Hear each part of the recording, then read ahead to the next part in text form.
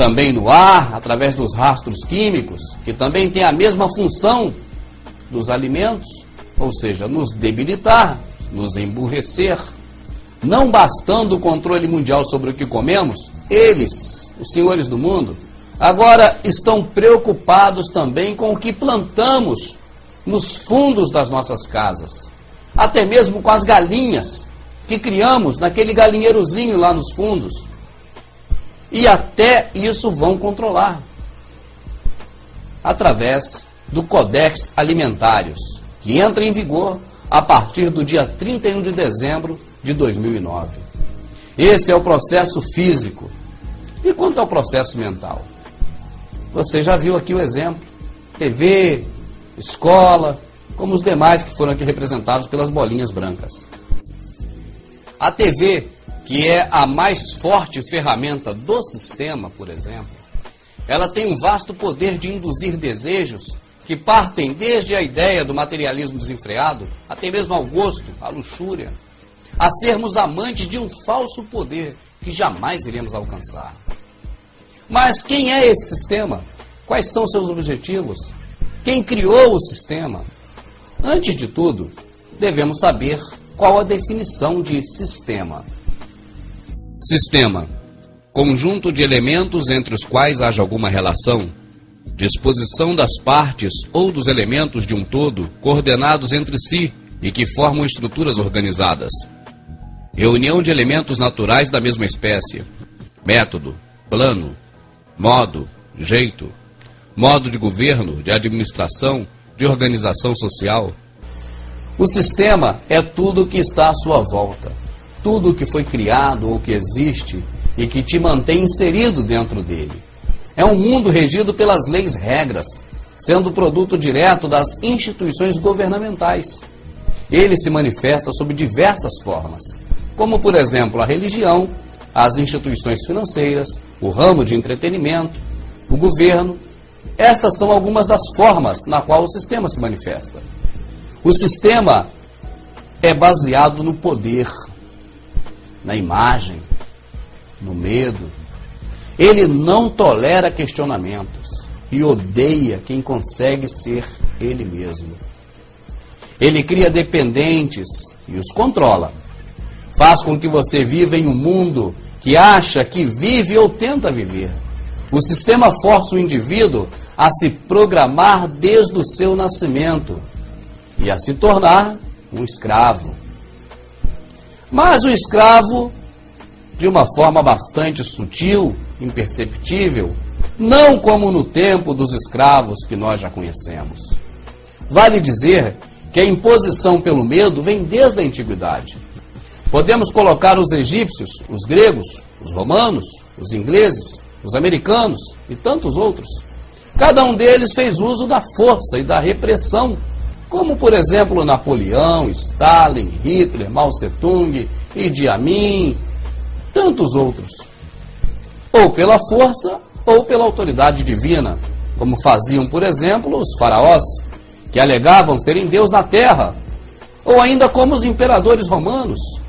Em parceria com a Igreja Católica, eles colocavam o rei com ligação direta com Deus e privavam o povo de adquirir qualquer tipo de conhecimento.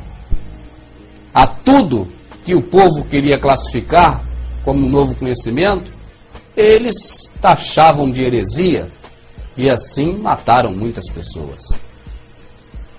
E hoje em dia? Será que essa imposição não existe mais? Vasculhando esses pensamentos, acabamos vendo que a realidade em que vivemos, e essa que ora você está descobrindo, é terrível. Mas a Matrix é real. Você sabe do que estou falando? A Matrix? Você deseja saber o que é a Matrix? Ela está em todo lugar, em torno de nós. Agora mesmo aqui nesta sala. Pode vê-la quando olha pela janela ou quando liga a TV. Pode senti-la quando vai trabalhar, ou vai à igreja, ou quando paga os impostos. Ela é um mundo que se apresenta aos seus olhos para que não veja a verdade. Que verdade? De que é um escravo, Neil. Como todos, você nasceu cerceado numa prisão que não sente pelo olfato, o paladar ou o tato. Uma prisão para sua mente.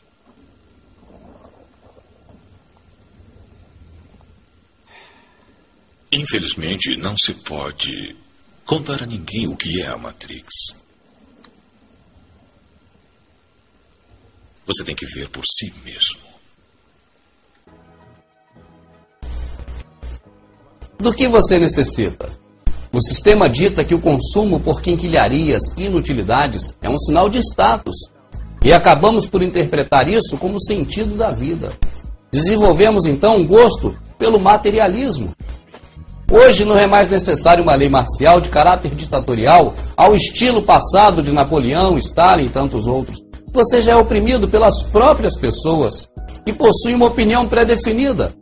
Agora imagine que você comece a enxergar o que está por trás do véu da ilusão e não se contente mais com a margem do rio e que você queira agora se aprofundar nele.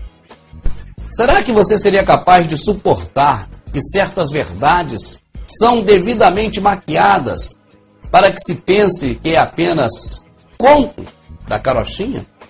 E o que você faria se percebesse o quanto isso influenciou a ser o que é? Ver os outros ainda vivendo dentro desta ilusão e ficarem mais e mais dependentes dela a cada dia, como se fosse uma droga. E você tentando alertá-los da mentira que eles estão vivendo, mas eles te ridicularizam, te chamam de conspiracionista, de maluco, de imbecil, ou uma outra pessoa frustrada na vida.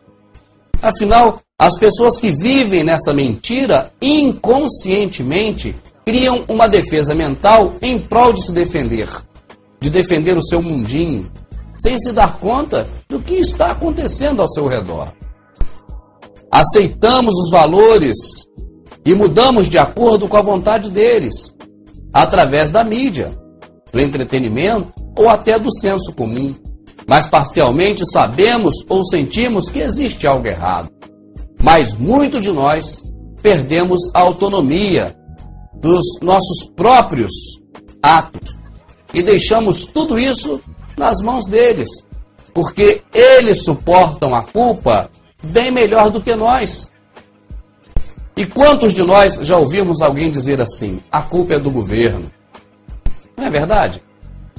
Será que não temos grande parte desta responsabilidade? Uma pessoa condicionada acredita que já existe muita responsabilidade para ela, como, por exemplo, a sua carreira, os seus estudos, o futebol ou o shopping no final de semana, e por aí vai.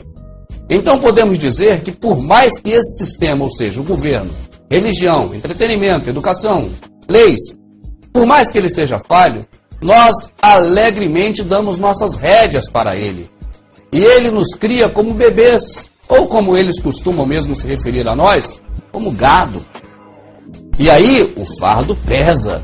E então nos são fornecidos esses mecanismos para nos distrair, como se distrai um rato de laboratório. Até mesmo para que esse rato espere chegar a sua hora. Assim, não percebemos o que está à nossa volta.